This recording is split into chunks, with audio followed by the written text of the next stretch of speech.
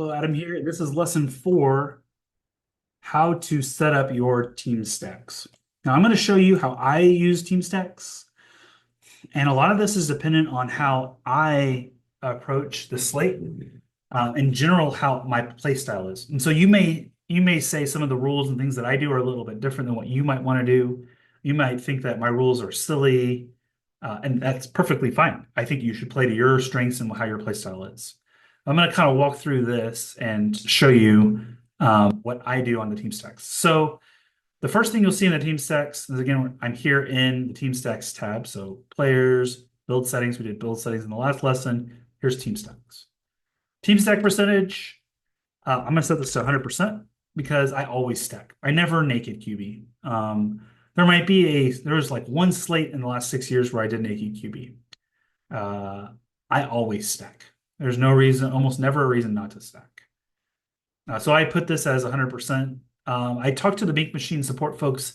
They said these are supposed to be target percentages. But they also said if I don't want to use this, and I will show you what I do. I don't want to have a blanket game stack, or a game stack basically means I have a bring back. And force to flex means double stacks. So this is team stack, game stack, which is bringbacks basically on the other team. And this is force two, which means double stacks. So how many of my lineups do I want to have double stacks? How many lineups do I want to have a bringback? I dictate all of this because I want to be in control of my lineups.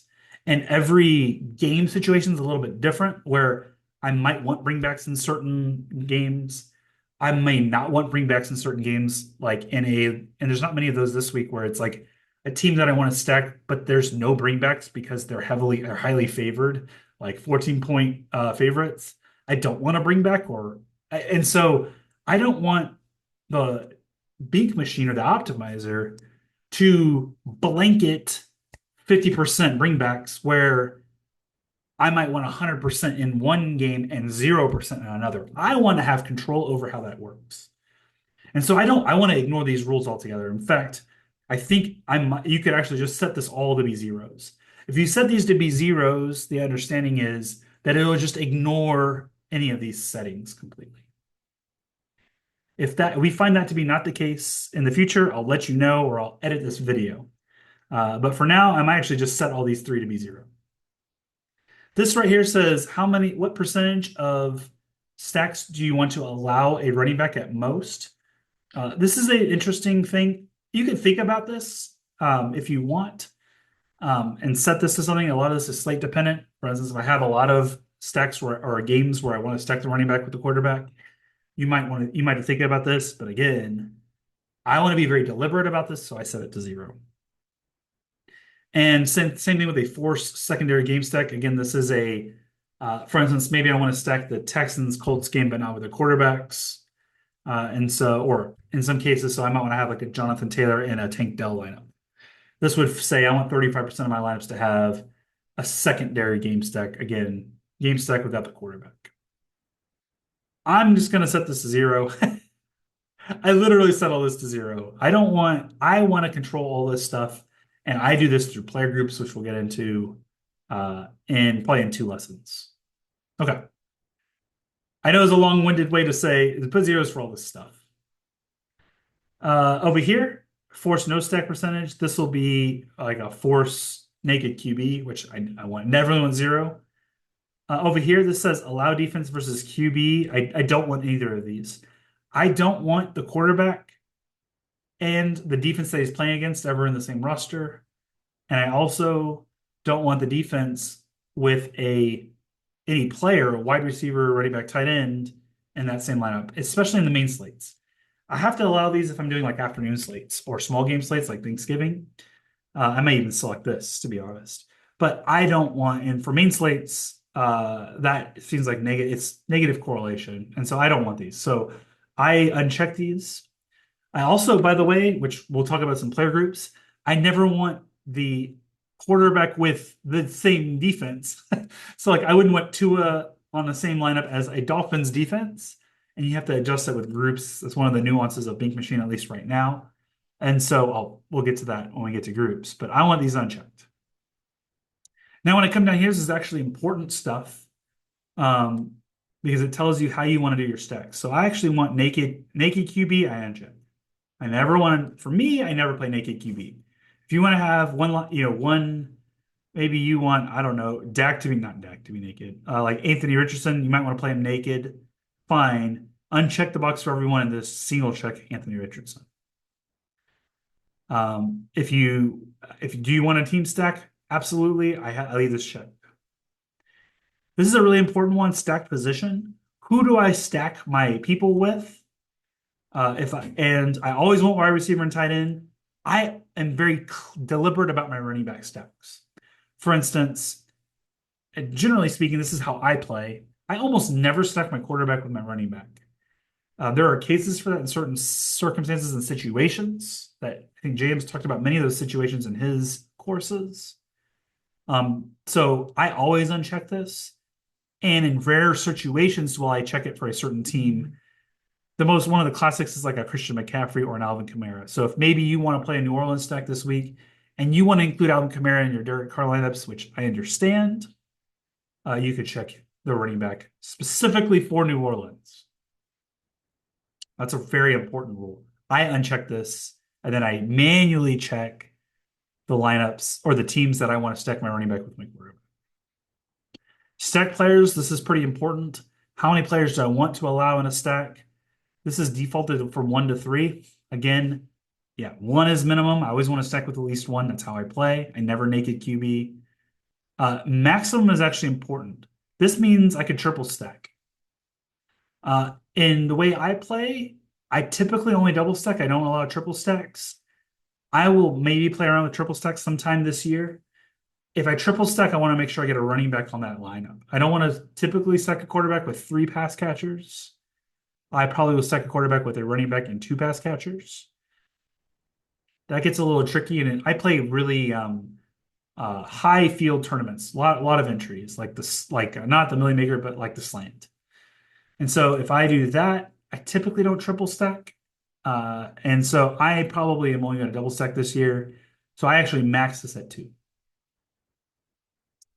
Max flex no stack. This is actually a really hard one. This is a how many players from the same team can I play without their quarterback? So a good example of this might be the Dolphins. That's a great example. I might want to play, for instance, Raheem Mostert or Devon A. Chain and Tyreek in the same lineup without Tua. Because I could see that you could play out the game, and JM talks about this all the time. What is the game where that happens? Tua could throw to Tyreek for 200 yards and 2 scores. That puts Tyreek in a had-to-have-it situation. And Tua doesn't even break the 300 throws for 2 touchdowns total and 250 yards because all of his yards basically went to Tyreek. That's possible. And like Mostert could score the other touchdowns. And so you might want to play a lineup with 1 running back and a wide receiver without their quarterback. That makes a lot of sense. So in theory, it makes sense to set this at 2. The problem that I have with this is it doesn't allow you to say one of these has to be a running back. So if you set this as 2, you could have a roster with Tyreek, Waddle, and no Tua, where you intended to say Tua or Tyreek and a running back with no Tua. And that gets real tricky. And so I set this to 1. Meaning I will only have 1 player on a team without their quarterback. If you wanted to do, I would be very deliberate about this. If you wanted to do this, like for the Dolphins, it's such a great example. I can set this to 2, but I need to be very clear that I want this to not be Tyreek and Waddle. I want this to be Tyreek and one of the running backs.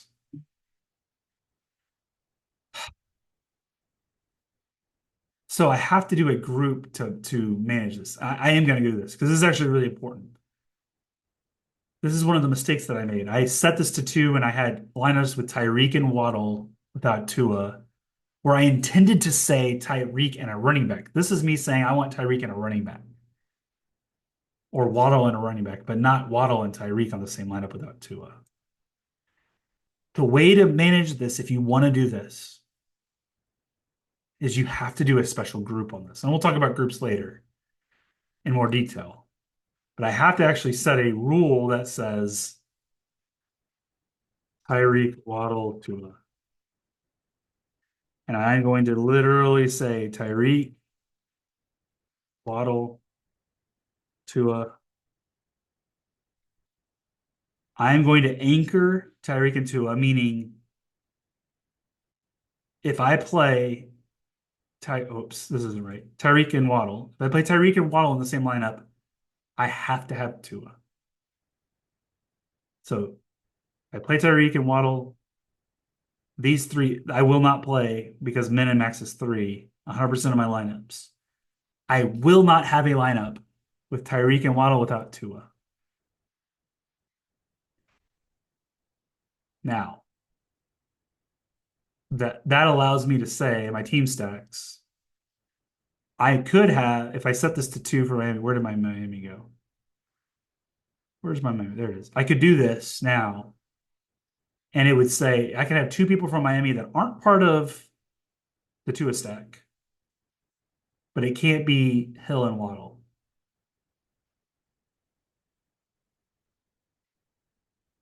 The reason why this is so tricky is because this still doesn't eliminate the problem. I could still have a lineup with Tyreek and Jonnu Smith if I'm playing Jonnu Smith. I could still have a lineup with Tyreek and Jonnu Smith without Tua. And so I literally have to go in Tyreek, Smith, Tua, Waddle, Smith, Tua. And I have to do these groups the same way. Tyreek, Smith, Tua, anchor, Tyreek and Smith, anchor Tyreek and Smith, and say I would never want to play Tyreek and Smith without Tua. And the same thing with I have to do this for every combination of pass catchers. So you can figure this out for yourself. You need to think about what this means, right? I know I spent a lot of time on this, but it's so important. If this is too complex for you, I highly recommend you just do this. Just set it to one for main slates. Just set it to one. It will not allow Tyreek and a running back like Achane or Mostert to be in the same lineup. And so you're sacrificing that possibility, but you're gaining simplicity in your optimizer. Okay. I spent a lot of time on this because it's a really important thing as you're building your rosters to understand what this actually means. Okay. Game stack, this means, do I have a bring back? I almost always have a bring back. Sometimes I don't. If, let's say, I wanted to stack up Cincinnati and I don't want to bring back from New England, I can uncheck this. I will be very honest with you, though. I handle all this in player groups. So if you want to be intentional about it on a team level, you can, but I'd set most or all of this in player groups. So I just leave this checked. And then if I do a game stack where I'm having someone from a bring back from the opposing team, this can tell you who you want this to be. I typically leave this as all three. But there's some games where it's like, I really think this is a wide receiver shootout or a pass catching shootout game. And I'm not playing many, like maybe it's 5% of my stack. My lineups have this stack, and I don't want the running back. And so maybe let's say I'm stacking Carolina, New Orleans, and I don't want Kamara's. If in my Bryce Young stacks, I would never want a Alvin Kamara bring back because I really think it's going to be a Chris Olave or Rashid Shaheed on I want that to be specific on my bringbacks. So I might uncheck this for certain games. And that is true. Again, I typically handle this all in player groups. So if you want to keep it simple, just leave all these checked. Make sure this is set to 1. I changed this from 1 to 2, and I never stack running back intentionally with my quarterback. I know there's a lot to get through, but really important. Once you set things this way, hopefully it becomes a habit, and it takes you about 5 to 10 minutes to set all this up every week, and you don't have to think about it anymore. You can set and forget it. So that was the Team Stacks tab. Hope this was helpful. In the next course, we're actually talk about what I call the canvas. And this will be the most critical lesson of the entire measure course.